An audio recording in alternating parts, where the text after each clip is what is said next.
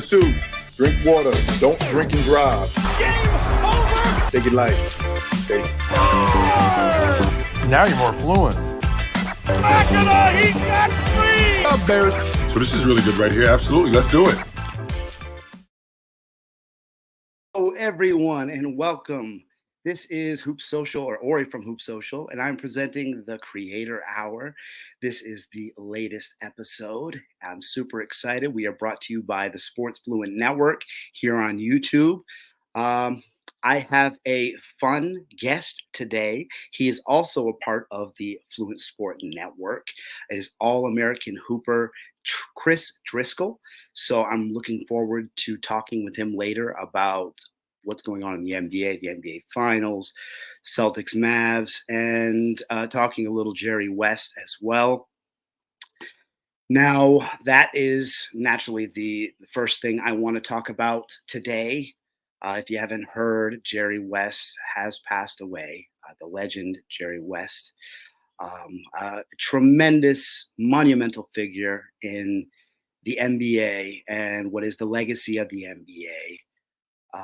Most people that are fans of the NBA know that Jerry West is what was the basis for the logo of the NBA, which was designed in 1969, which just happens to be the year that he was Finals MVP in a series against the Celtics that he lost, which was the sole occurrence of that. Finals MVP in a series where he did not win the actual championship. And in that series, I had to naturally go back the 69 finals. He was 38 points, 5 rebounds, 7 assists on 49% from the field and 84% from the free throw line. And I mind you, this is before the 3-point basket was around. So he was doing a lot of this damage from mid-range and even long-range shots. If you look back at some of the videos and what content does exist, you know that Jerry West had range. And if the 3-point ball had existed, those numbers could have been even higher. I mean, and this was at an age where the game was considered a big man's game, and he was a dominant guard on both sides of the ball. I mean, just a tremendous resume through and through. I mean, played 14 years in the NBA, was a 14-time All-Star, 12 All-NBA appearances. So, I mean, this guy from the get-go throughout his entire career was one of the best players, if not the best player in the league. And then this is nothing to mention of his career outside of being a player, which is by and large more successful, which is kind of ridiculous considering all the levels of success he did have as a player. I mean, granted, he was 1-8 in the NBA Finals. That is that piece that most people tend to bring up when talking about Jerry West, the talking point for sure. But I mean, he was a winner through and through. I once again pulled up some of his data, and 595 and 337 was his percentage at a winning record as a player in the regular season. He was 87 and 66 in the playoffs. Then as a coach, he was 145 and 101. Then as an executive, he was 1,166 wins to 688 losses, which is a 63% winning percentage. And just, I mean, this crazy, just desire and obsessive need to be a winner is what pushed him to levels that, even players today strive for when it comes to just standards of excellence. Like just genuinely a person that on both sides of the ball gave effort 100% of the time, somebody that despised losing in all senses, somebody that just worked hard, represented what the game was about when it came to, putting your all in and, giving the game all that you got. And just, I mean, it's a tremendous loss for the basketball community. And my thoughts go to Jerry West and his family, all the people that are touched by this tremendous loss, especially during this time where the NBA has a lot of eyes on it. This is a good time to step back and have reverence for the history of the league, and really, maybe this is a time for the kids that follow the game now to look back and learn a little history and learn about Jerry West and learn about why he was the logo and learn about why he was so important to this game and why he's considered, by most people, the, probably one of the top 20 players to ever play the game. I'm going to talk a little bit about that with Chris because he's a list guy, but I mean in that air, and arguably higher, but just somebody that was a great ambassador and just through and through touched the game in so many ways and touched so many people. I just want to take this time, like I did, and use it to just thank Jerry for what he meant to the game and thank him for what he means to the future of the game. And I think that's important as well to the new fans. So now I do want to get into our guest and what he likes to talk about and what makes him click and why he is a content creator. That's what we like to do here. We like to pick these minds of these NBA guys. So I want you to welcome to the stage. We have All-American hooper Chris Driscoll. Hey, Chris, how are you doing today? Ori, thanks so much for having me on. I'm doing awesome. Great to hear. Great to hear.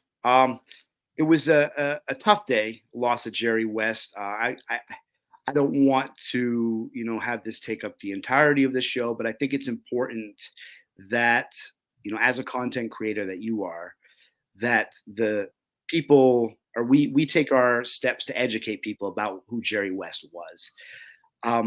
When you think Jerry West, what kind of things do you think about when you think about his success and what he means to the league? I guess I'm trying to think of a one word, but if there's like one way to think about him, I kind of think it's in a way kind of like unforgotten, just because I think when people think about Jerry West, they think about just as like a great player. Like you said, like most people have him in the top 28. Some people would have him outside just because of the whole air attacks and everything. But yeah, like you put a lot of it phenomenally, like everything that you mentioned. But just to add a couple more things, yeah, you did mention that he's the only Finals MVP ever to win the award with that one in the title. He luckily did, or not luck. He did end up winning. Like for his sake, he ended up winning the championship again alongside Wilt in 1972. Yeah, but in addition to that, just a bunch of accolades: 14-time All-Star, 10-time First-Team All-NBA, 2-time Second-Team All-NBA, and it was basically just him and the Big O, just like running the backcourt for the 60s and 70s. And it's not like it was like just the two of them that were the only good guards. You had Bob Cousy, Hal Greer, just a bunch of other great guards there. So, but it was just the two of them that were just above and beyond everyone else, and that's why he's so great there. And you mentioned the 1-8 finals record, but people, but people don't realize that the 1-8 people don't realize like he was a big time player for Iser. 4 times he led the entire league in playoffs in scoring. I think you may have mentioned it earlier, averaged like 37 in the NBA finals the 1 year. Just complete utter dominance through and throughout. And I'll bring up, we could talk about comparing all time in a second, but yeah, I did want to bring up his time as an executive too, because I think I saw a tweet today that said, I forgot the exact date, but he traded for Kobe in the draft, and like a week later he signed Shaq.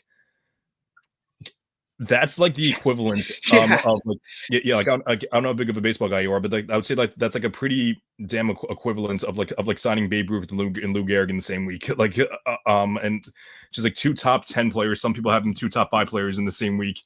And like everyone knew that Shaq was great. Everyone knew that Kobe was going to be great, but I don't think anyone knew how great the two of them would be together.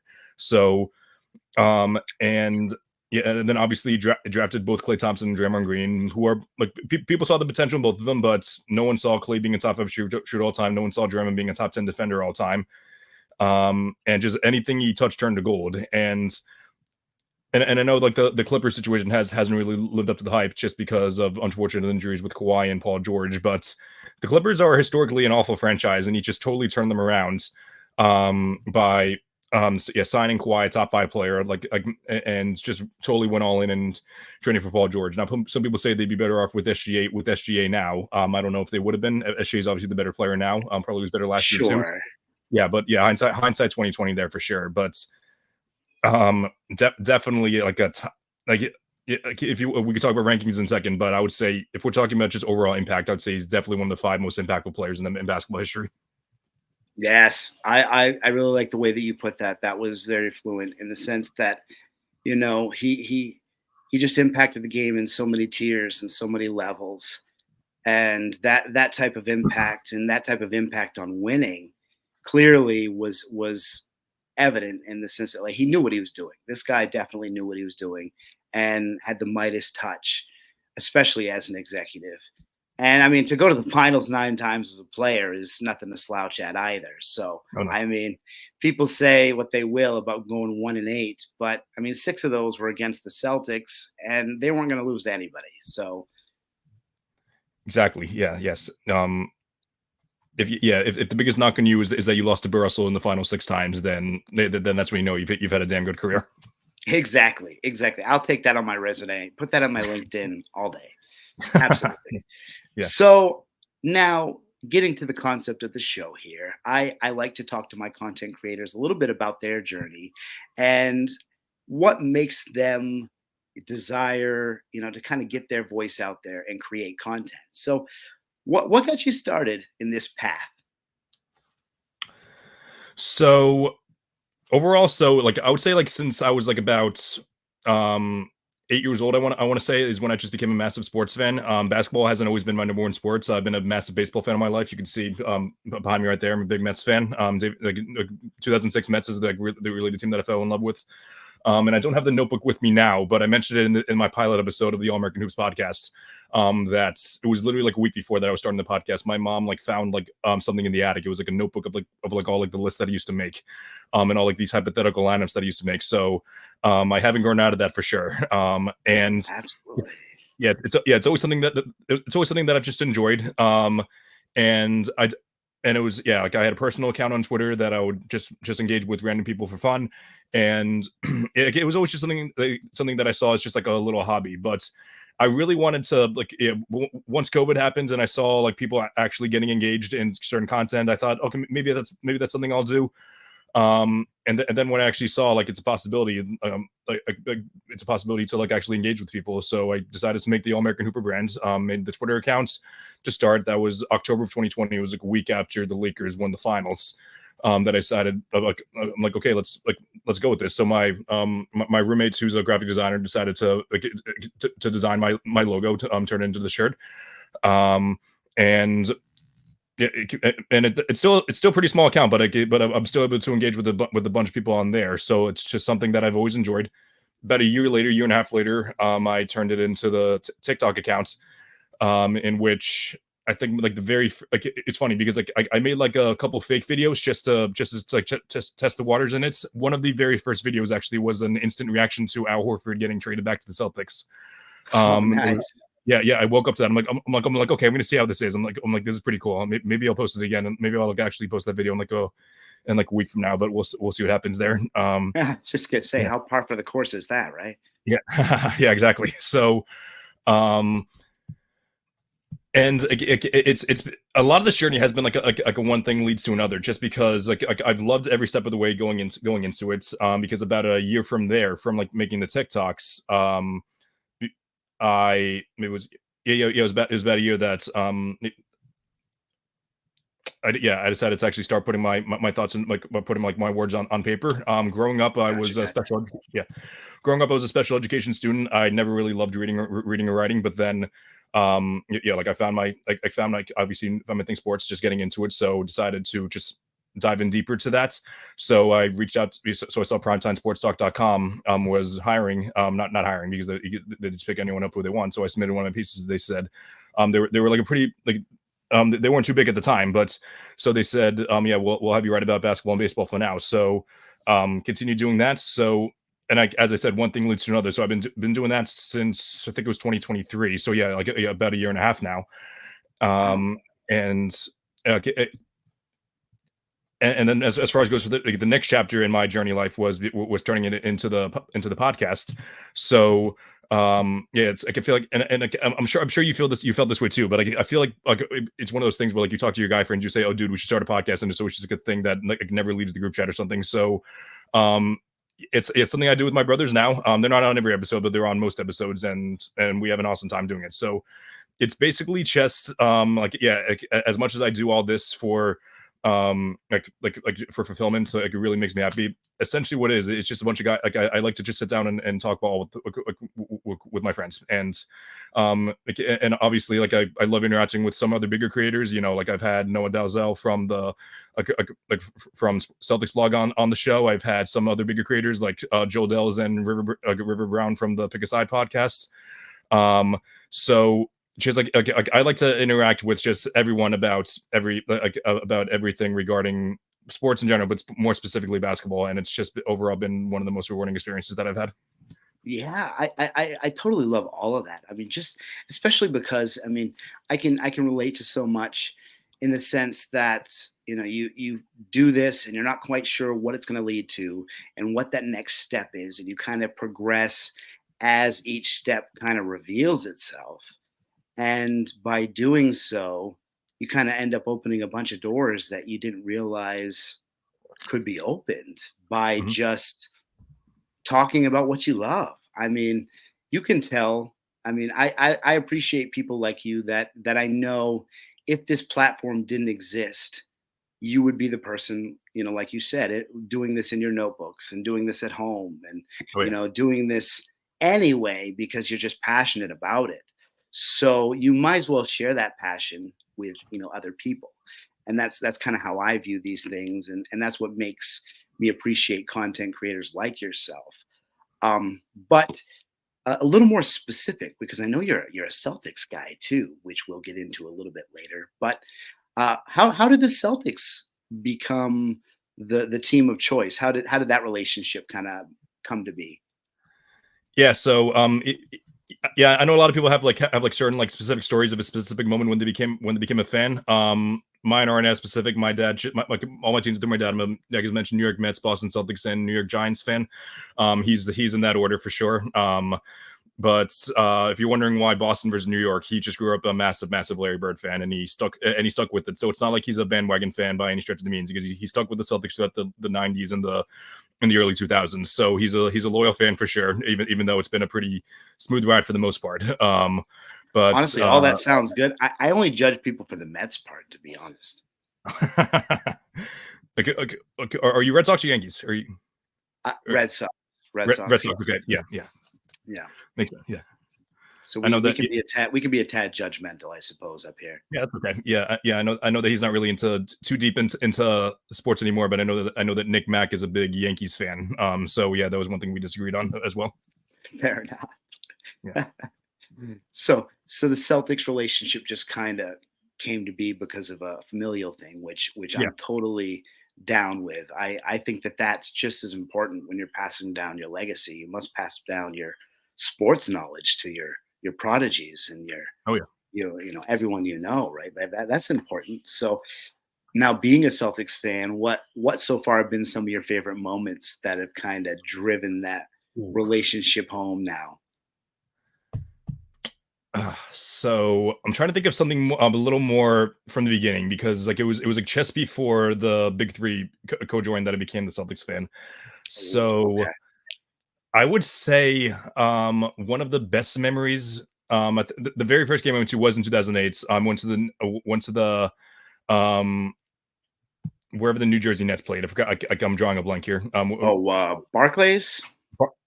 That's in Brooklyn, right? That's in Brooklyn, New Jersey. Sorry. No. Did they play Prudential? I could be wrong. I don't. Yeah, that sounds right. I don't know. I could be wrong, but yeah, that was one of the best games that I attended. It's kind of where it was kind of where I was first exposed to the Celtics. I know that's, and sometimes like I know a lot of fans have a us against the world mentality, but we showed up to the Nets game and the Celtics were one of the best teams in the league at the time, so they got booed for the entire game. I'm like, oh, this is interesting. And usually I'm not one to to be like the bad guy or anything, but like that was actually something that was pretty cool. I'm like, wow, we're winning, but like it's kind of a weird feeling, but I am enjoying this. So you're basically Kevin Garnett. You know, you got Obviously. into the Boston crowd, and you were sold. Yeah. Yeah. So I would say so that's I can't think of any specific moments in between, but I also think my favorite memory I would say is 2020. So 2022, I went the first time to the actual Garden because I live in New Jersey, so it's about a 5-hour drive to the state to the arena, so it's tough to get there. But we decided 2022, playing Kyrie and KD. Let's go to one of the games. We go to game 2. That was the game that they were down big at half, and they had that massive comeback. It was the crowd was electric. It was probably like it was the best thing I've ever been to, and I've been to a lot of Mets games. Went to a Mets playoff game as well. There was nothing like and I know like extremely biased, but there's nothing like going to the Garden during a playoff game, especially like in a big comeback. Oh, I agree 100%. You know, I try to, once again, you know, we know that there's a certain level of bias just because we've seen more Celtics games than probably any other team. And I've been to quite a few Celtics games myself. It's been a long time since my last one, but I remember the one that sticks out the most is the 2009 playoff series against the Chicago Bulls. Oh, And I saw Derrick Rose's, you know, hey, everybody, here's me. I'm going to beat up these Celtics and push them all the way to the limits, even though we're not supposed to be. Yeah. And and then that was the Kevin Garnett hurt year too. So like, that's it right. was just, No, it's no, yeah, and I have a memory of certain things that like of where I remember, because I remember like I wasn't able to stay up for those games, but I remember it was I think game 7 was a Friday night, I think. I just remember waking up Saturday morning and just rushing down to the computer room to see if they won, and then I saw that they won. I was like, oh my god, and then I had to watch the highlights. It was those things. Yeah. I mean, to me, that's why I love sports so much. It's just some of those feelings and some of those types of moments are just so hard to replicate in any other situation, you know? Oh yeah. And like the fandom and the community and, you know, all the things that it can kind of bring together, I think are important as well. As long as, you know, you just keep the toxic people and the extreme stands out. Absolutely. Now, you mentioned that your first TikTok video had something to do with Al Horford. Now, Big Al just happens to be in the NBA playoff finals right now. Jeez. And does he look his age at all? Not one bit. Nope. Not one bit. What do you think about the Celtics so far and what this team has done? Up to date, this Celtics team is one of the best teams I've ever seen. Objectively speaking, they were 78-20, one of the best point differentials of all time. What is it now? 12-2 in the playoffs now, or is it no, not 14-2? Is it 14-2? Right? Yeah, because it's 2 wins away. Yeah. Yeah, 14-2 in the playoffs. Not much competition, but they were cruising through the playoffs. But that I'm talking strictly up to date now. If you ask me how I'm feeling now, I'm feeling more nervous than any other fan would be up to nothing at this point. And that would be if KP was not injured too. I don't know. Like I think that KP is very important to the Celtics. Like when he came back, I said that like him being on the floor opens up at least 2-3 pages in the playbook. He just opens up so much space, causes like a lot of the big men to come out, forces Horford gives Horford less. Like we mentioned that Horford doesn't look his age at all, but at the end of the day, like you know, it's not good to have a 38-year-old playing 40 minutes a night. So like giving him giving him the opportunity to rest up a little bit. So that was huge. I don't know. He's not playing tonight, but I don't know if he will play the rest of the series. But I do know. But I do know that I still believe in the Celtics. I still believe they can close it out. They can win 2 of the next 5 games. but it's just it's just a matter of them executing. I don't know how much you want to get into the actual semantics of the game just yet, but big picture, I'm feeling pretty good now. I do believe in this team. They've been awesome with and without Porzingis, but yeah, to describe my feelings, I'm feeling very, very cautiously optimistic. And that's me as a fan as well, because I've never been one to like take victory laps way too early. I've always just been one to live in the moment and then celebrate afterwards. Absolutely. And that's well, I mean, being a Boston Celtics fan, we kind of have to feel that way. Being a Mets fan, you definitely have to feel that way. But being a Boston Celtics fan, we kind of have to keep that level of uneasiness, because we've seen teams that should have gone farther fail in ways that they shouldn't have failed, i.e. last year's squad, one of those teams that, how we ended up in a dogfight with an 8 seed in the conference finals and lost still blows my mind to this day. But this team seems built different. With or without KP, we've performed really well this season, but that uneasiness has kind of remained for everybody. I mean, do you think that once, or if if the Celtics are able to make a statement tonight, that it will put most of that uneasiness to rest and we will finally start to be able to appreciate what they've done? Some people will definitely acknowledge it. Some people I know that some people just need to see it. They need to say, okay, I need to see this team win the finals before I start giving them all their flowers. Mm-hmm. I do, however, believe that's some people have already come out and said, like they've said from the beginning, no, this was the easiest run ever. Jason Tatum isn't a top 5 player. Joe Mazzulla isn't a good coach. This just happens to be a team where all the pieces are falling right away. So I know what this team is and what this team can be. You know what the team is and what the team can be.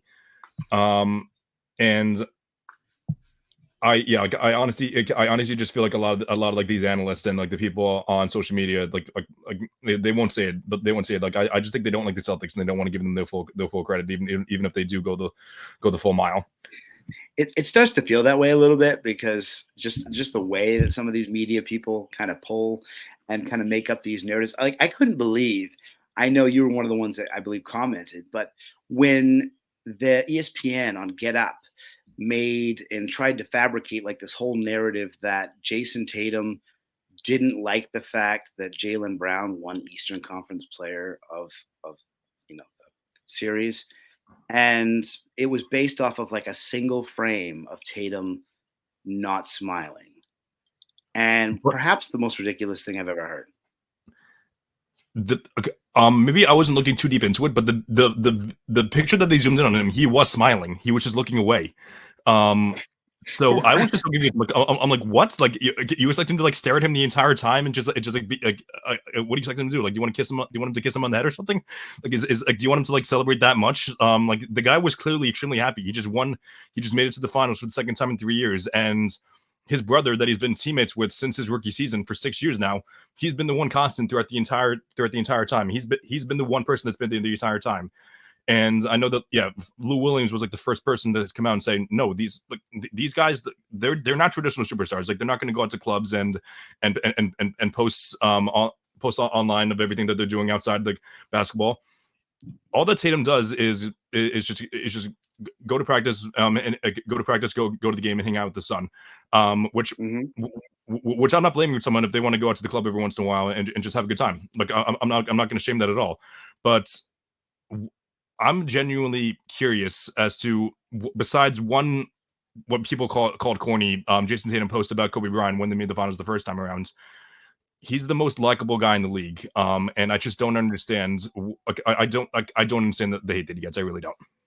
Same here. It seems very strange. Like, I understand in American sports, it's typical that we have to kind of create these villains and kind of create like these type of narratives where a player is against a certain player. Like I feel like everybody wants the Tatum Brown relationship to emulate the Russell Westbrook Kevin Durant relationship or something. Yep. They want there to be like this constant animosity that's not unspoken and unwritten, but everybody kind of knows it. And I mean, what do you think that's more of just kind of like a Celtics or anti-Celtics media? I do. And as much as I hate to play victim in this situation, like we're saying like, oh, everyone hates us, but I've never seen this before. Where like players succeed. But I think it's that, but I think it's also they're also a victim of their own success as well.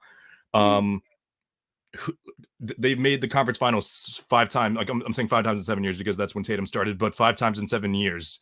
Who can say that from their rookie and sophomore year? And way on. I'd have to dig deep into the history books. I'm sure that Aaron and Nate from Hoops Temple know that answer, but not many. And the fact that people say like, oh, they've been to the conference finals this many times, they need to split up. Are we sure about that? Because they're 26 and 27 years old, just entering their prime, probably about to hit their peak, and they're getting more and more experienced. Why do why I think it's also just an obsession of it's like an almost like an impatient thing as well. Like when people see, and this is all sports. This happens in football as well. Like they see them succeed once, and then they they disappointed for 1 year. They're like, oh, they got to move on altogether. Like I understand that windows in basketball are smaller than what it seems, but you got to give it a bigger chance. And I also think there's a whole other issue, but it's also why I think head coach job security is probably one of the worst in sports as well.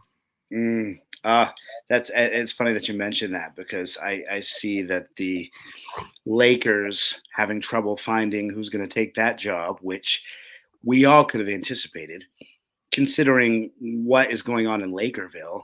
I mean, there's not a whole lot of incentive, I think, for somebody like Dan Hurley to take that job, despite the offer that was made that I think was more than fair considering his experience level.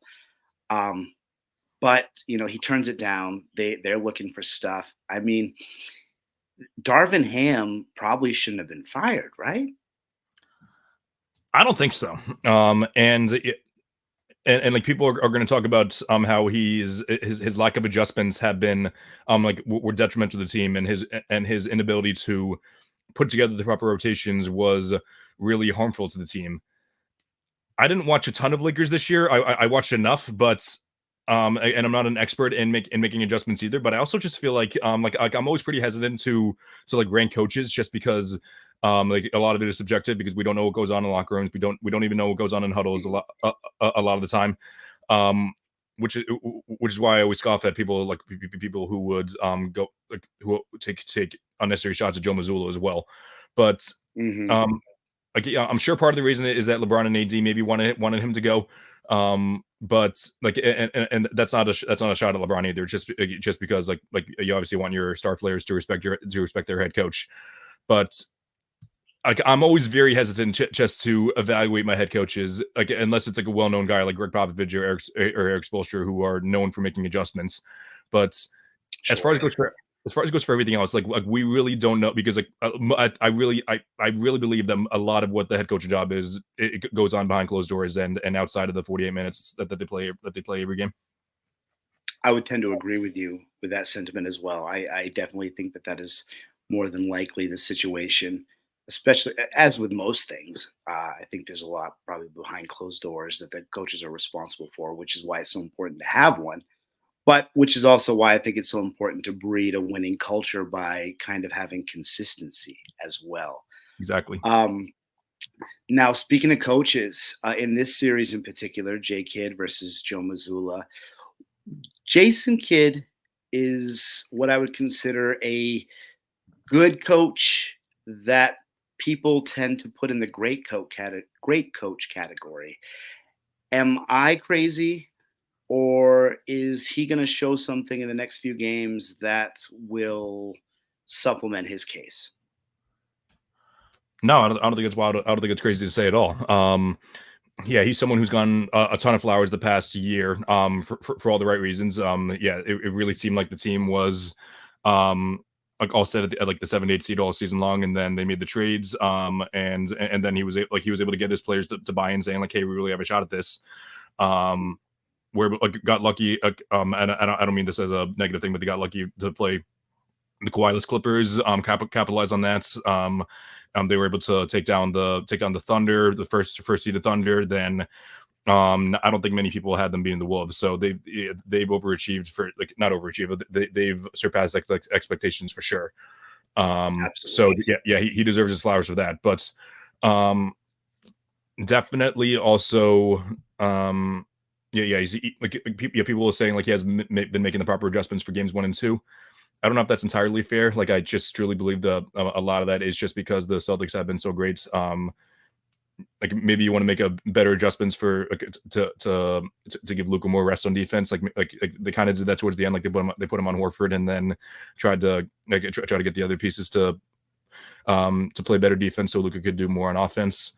I think maybe you might see maybe try to get Luka to drive more and then try to get more open threes, because one assist in game 1 that was pretty brutal. I don't know how many I forgot how many he had in game 2, but I do believe Luka needs to be both a scorer and a playmaker in order for them to win the series. Like you can't just have one or the other. I agree. I definitely agree. Luka has to be the best version of himself for Dallas to have a chance, especially because I think in this conversation, just based squad to squad, Dallas is overmatched. But I think Dallas has the best player in this series. Right. And that we know can go a very long way when it comes to determining who wins. Now, when it comes to second best players in the series, Kyrie Irving has been extraordinarily disappointing.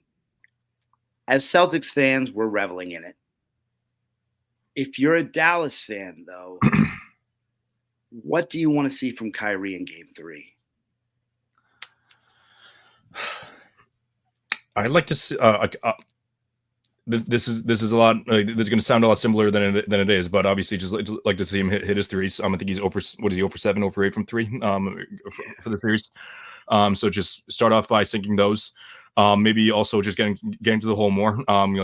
Getting obviously you can't take the ball out of Luka's hands too often, but just giving Luka more of a rest and just have him be a little more aggressive. Try to target I was about to say target the mismatches, but like maybe try to target the mismatches a little more towards when the bench is in. I'd tough to do that against D White, Drew Holiday, Jalen, and Jason. But when you got D White and Drew Holiday as your backcourt, I mean, talk about the perfect tandem to give Irving fits, right?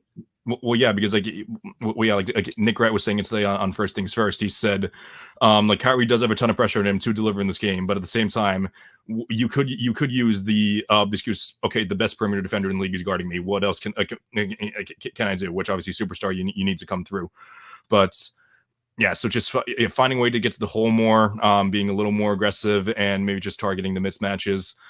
I do know that one thing the Celtics did as far as it goes for the defensive end, they put whoever Kyrie was guarding in the dunker spots. So maybe just trying to find better mismatches for him, or trying to avoid mismatches for him as well. So I don't really know what's going to happen there, but it should be interesting to see what adjustments J-Kid makes there.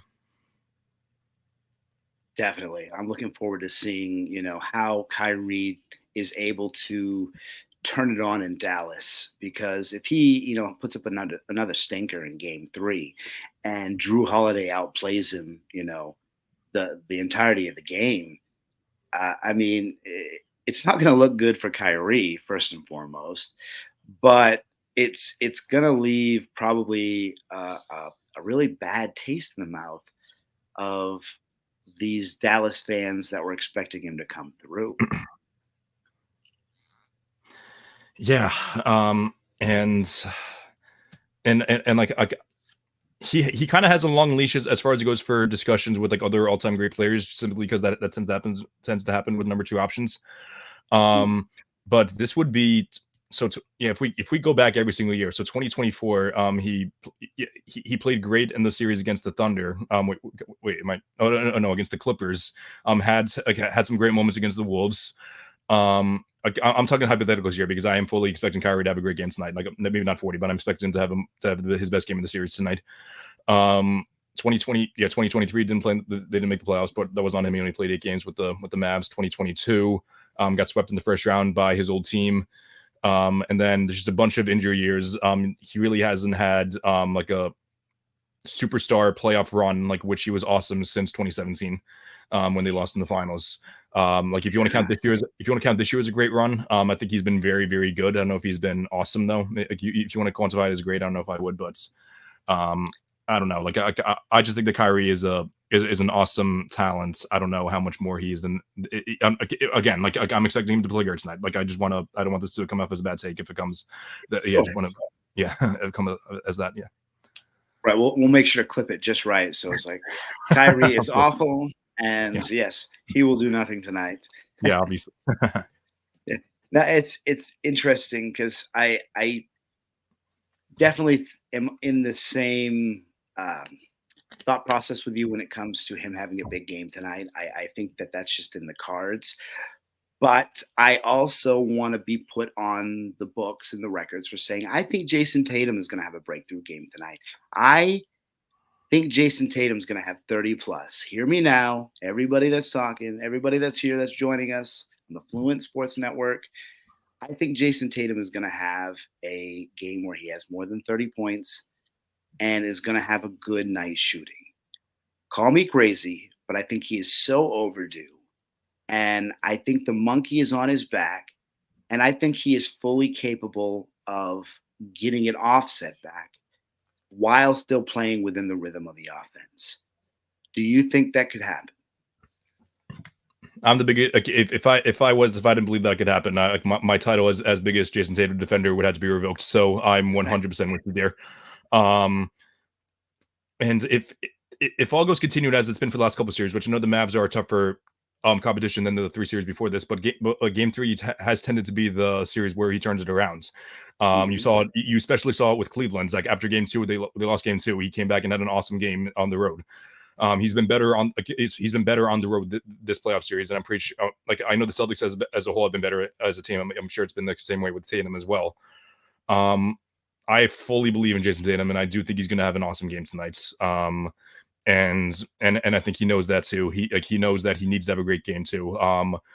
I fully believe that Jaylen Brown and Drew Holiday could pick up the slack from Kristaps Porzingis. That shouldn't need to happen though. Jason Tatum is the face of this franchise. He needs to be the guy to step it up and pick up Kristaps slacks, and I think he will.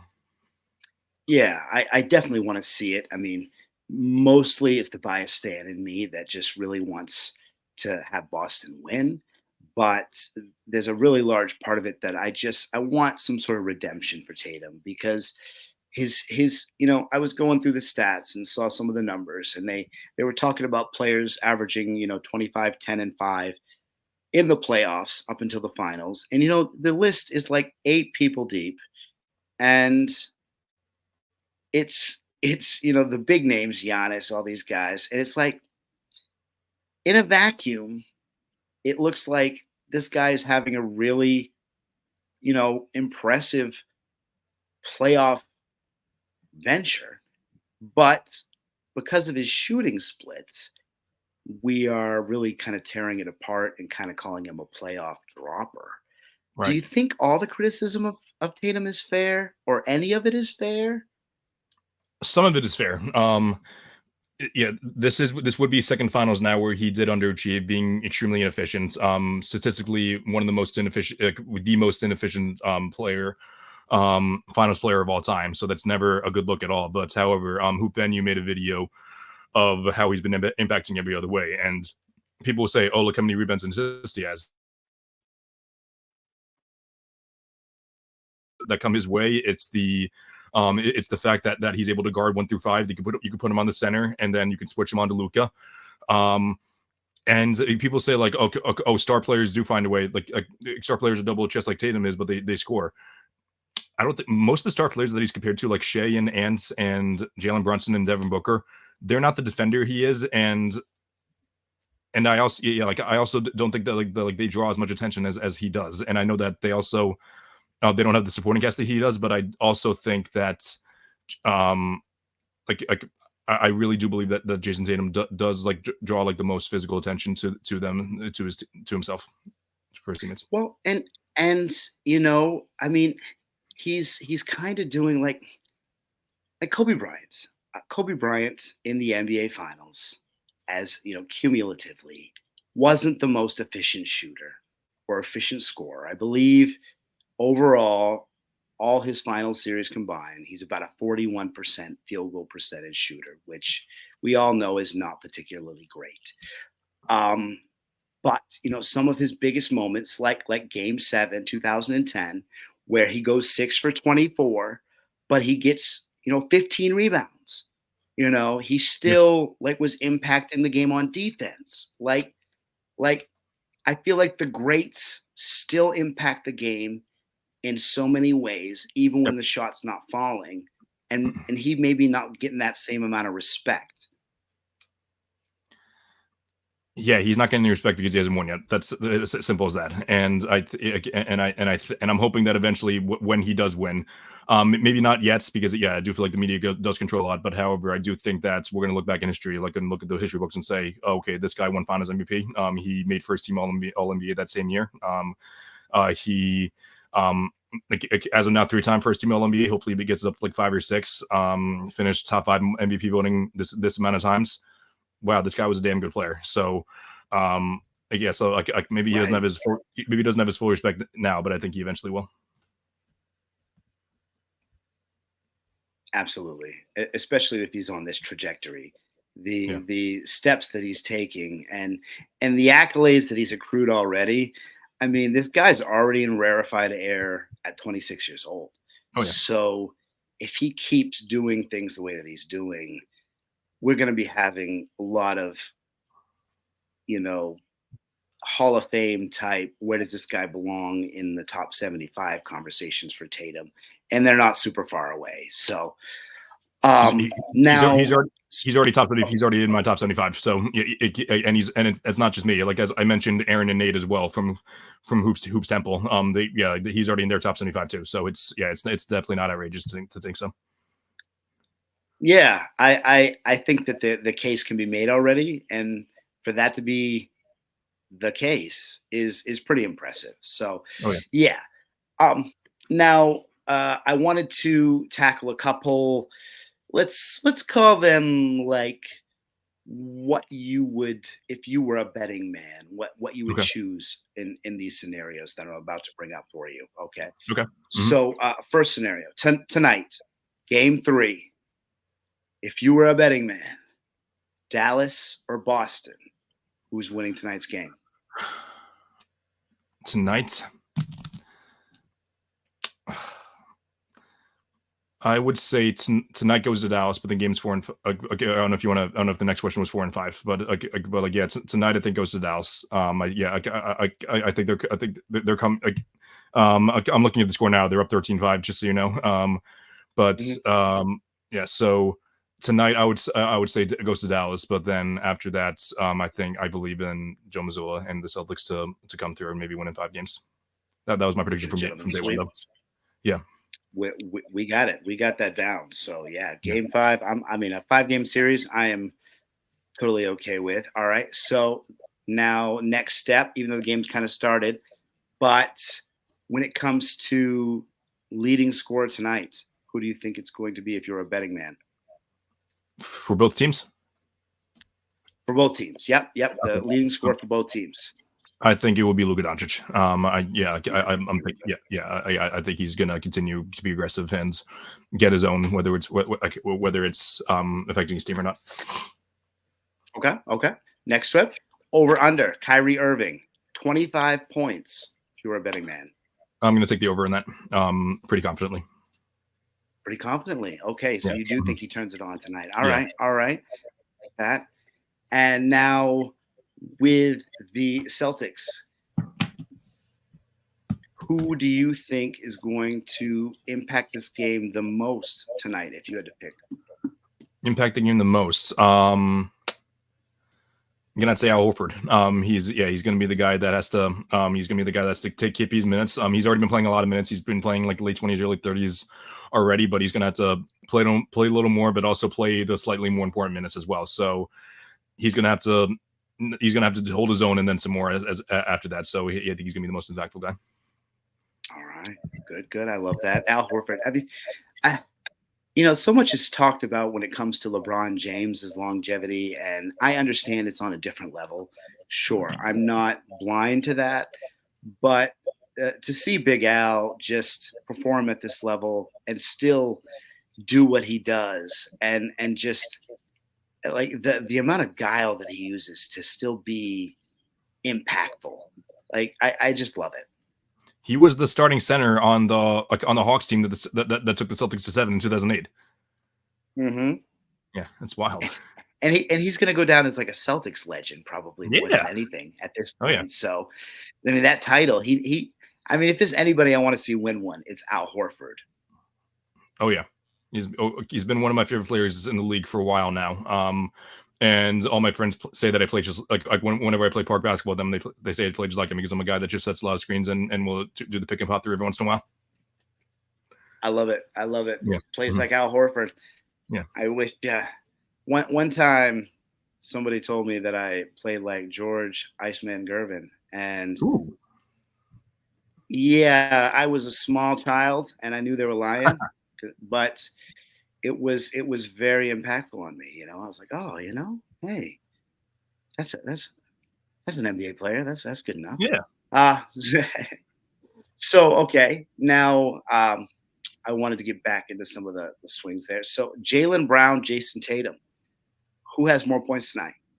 Jason Tatum. Yeah. I think he's pissed. So yeah, I think he's gonna come through. Now, do you think that he's going to end up having a night where he takes too many shots and people are going to criticize him if they lose? They're going to criticize him if they lose no matter what. So yes, but I don't know if they're going to criticize him for taking too many shots. But I think he's going to be efficient. I think he's going to be aggressive and have a big game. Now, more impactful tonight, Derek White or Drew Holiday? Ooh. I'm gonna say Derek White. I think a lot of people are expecting Drew to continue this pace. I'm not saying he can't, but I do think that Drew is gonna. I do think that D White's gonna be the guy to maybe not for like maybe not have a game like Drew did, but definitely just come through with certain big plays down the stretch, even if they lose. Well, I feel like if they gave out the Finals MVP to a duo, they could just as well give that to Holiday and White. Sure. Yeah. Why not? They've been so impactful in so many ways. I mean, the Drew Holiday acquisition is probably one of the slickest. Well, the Derek White acquisition. I mean, some of the slickest moves that Brad Stevens has ever pulled off.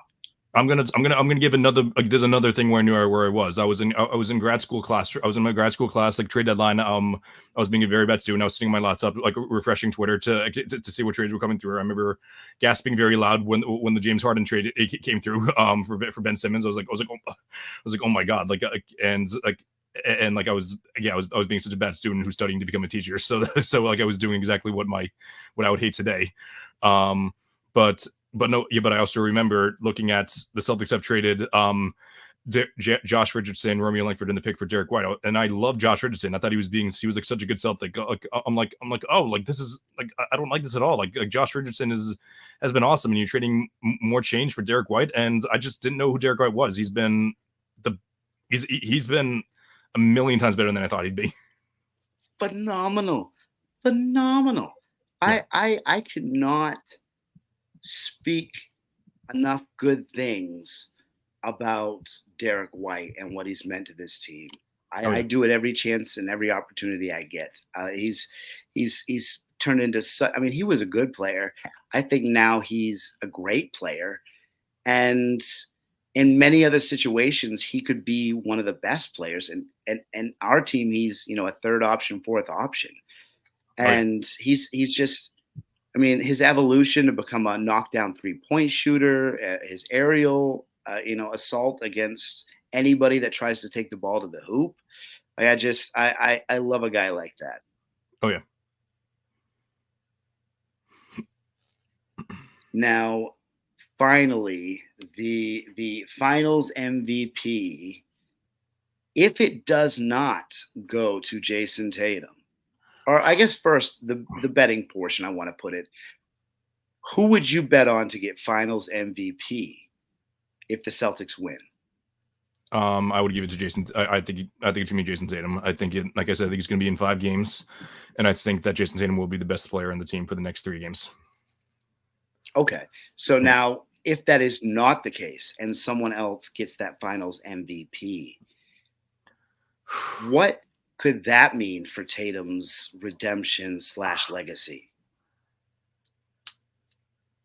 As far as it goes for legacy, like I said, I think it is going to be, maybe not to the extent of a Iguodala Curry situation, because I do think the gap between Tatum and Brown is a lot smaller than the gap between Curry and Iguodala. But I do believe that we'll look at the history books like through an objective lens, 10, 20, 30 years from now and say, okay, Tatum didn't win Finals MVP. Maybe he wasn't the best player in the series. However, he was objectively the best player on the team as a whole. Mm-hmm. So you think it might come down? I genuinely hope for his sake, that it really comes to fruition, because that will be the next nail in the cross when it comes to Jason Tatum being overly criticized, or Jason Tatum being overrated, or not being allowed in Club Superstar. And I'm not down with any of that. Do you now? If Brown does get it, but they still win the title, do you think any sort of animosity could brew, or do you just think that's not Tatum's way?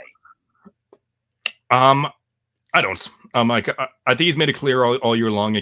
Like this year, he's gone out of his way more than other years to make sure like winning is my priority. And maybe he won't. Maybe he's going to try to prove people wrong next year. Saying like, okay, no, I need to prove that I'm Batman and everything. But I really don't see it. Like I don't see the ego in him. Like maybe you could say that he's a bad decision maker sometimes with the shots. I don't think it comes out of selfishness though. I think it just comes out of IQ. Yeah, and I think that's what it is too. Is as long as it's within the rhythm, that really makes a big difference. Is how aesthetically it's viewed. Also, there's at no point where you feel like Tatum turns into like a shot chucker. No. And so I guess people have to kind of take everything with a grain of salt and keep the context appropriate. Mm-hmm.